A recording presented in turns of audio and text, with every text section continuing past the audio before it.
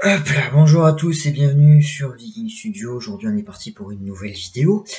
Et comme on n'est toujours pas fini là-dessus, on va faire la 6e partie de cette série de vidéos sur la honte complotiste et plus particulièrement sur la partie 5 du documentaire Hold Up. Alors dans un premier temps, on a droit à un graphique.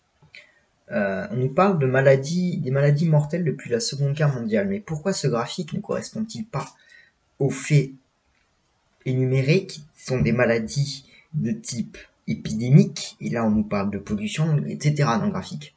Comment ça se fait? Ensuite, il nous dit oui, on est sur quelque chose qui dépasse même la grippe espagnole. Alors déjà, je suis pas d'accord là-dessus, mais ça, à la limite,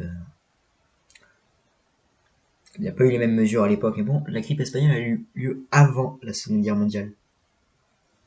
Erreur factuelle. Et ensuite, les extraits de discours qui sont passés, ils sont sortis de leur contexte. C'est pas... Non, je suis désolé,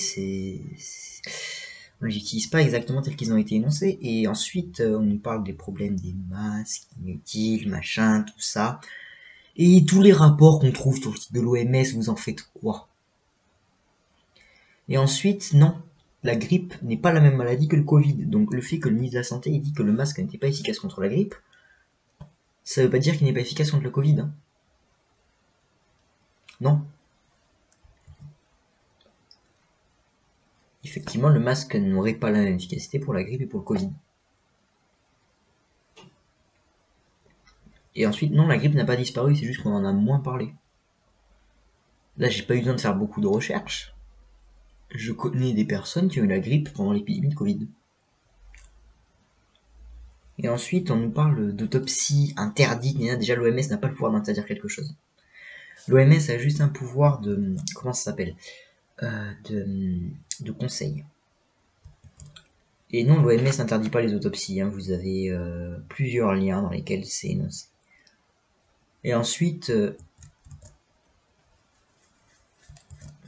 Eh bien, le Covid, on sait qu'il cause des problèmes cardiovasculaires. Et en plus, le témoignage que vous utilisez, les témoignages qu'ils utilisent, ils décrédibilisent totalement. Mais totalement, ça prouve qu'ils sont complètement bornés et qu'ils ne cherchent pas à comprendre des choses, ils essaient de sortir des choses de leur contexte. En plus, ils n'ont même pas réussi, puisque le mec dit que ça leur en a appris beaucoup sur le Covid. Ils s'auto-décrédibilisent, ça c'est excellent. Et ensuite, c'est pas un business, les épidémies. Tout est en faillite en ce moment. Tout. Et lors des précédents SARS, on commence à l'hydrochloroquine efficace avec les précédents SARS, d'accord? Non, sur celui-ci, elle peut pas être efficace. Elle peut ne pas être efficace, puisque on parle pas du même virus. C'est censé être des spécialistes, les mecs. Et ensuite, ils nous annoncent un sondage comme quoi les médecins seraient prêts à prescrire de la chloroquine. Quel est ce sondage? Je veux le voir, ce sondage.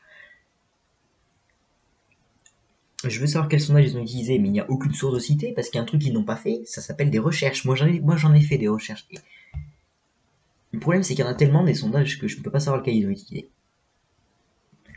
Bon, c'était plus court que les précédentes, mais bon. Sur ce, c'était Viking Studio, donc pensez à vous abonner, à aller me suivre sur Insta, venir sur le Discord, on peut discuter sur le Discord. Voilà, voilou, et puis sur ce, je vous dis à bientôt dans une prochaine vidéo.